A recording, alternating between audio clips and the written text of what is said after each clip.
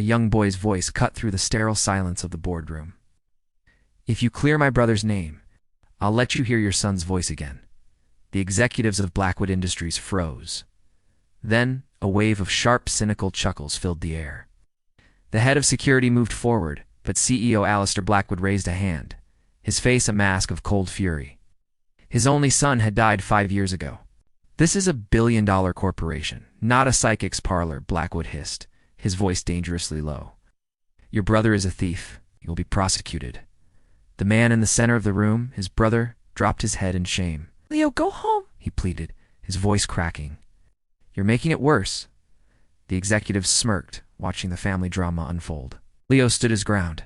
He clutched a small, worn wooden bird in his hand and looked directly at the most powerful man in the room.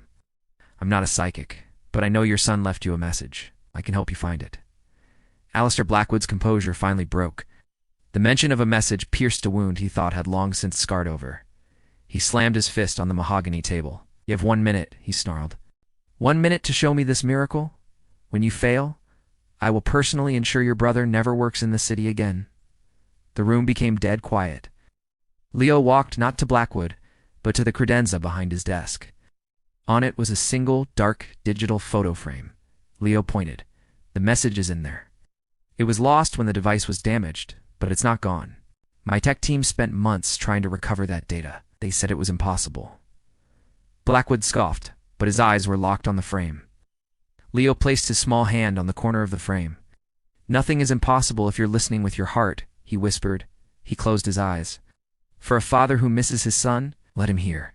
A flicker on the dark screen, then a crackle of static. The head of IT shook his head in disbelief. And then a child's laughter, clear as day, echoed from the small speaker. A voice, unheard for 5 years, filled the silent room. "Daddy, don't be sad. I'll see you in the stars. I love you."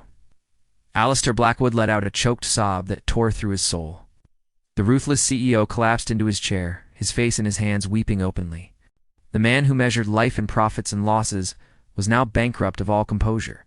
He stumbled from his chair, fell to his knees before the small boy, and whispered, "Forgiveness, ... It's a debt I can finally repay."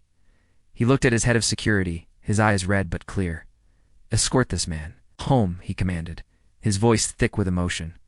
"All charges are dropped. The matter is closed." That day, in a tower of steel and glass built to praise logic, the most illogical truth was revealed, that love echoes longer than life.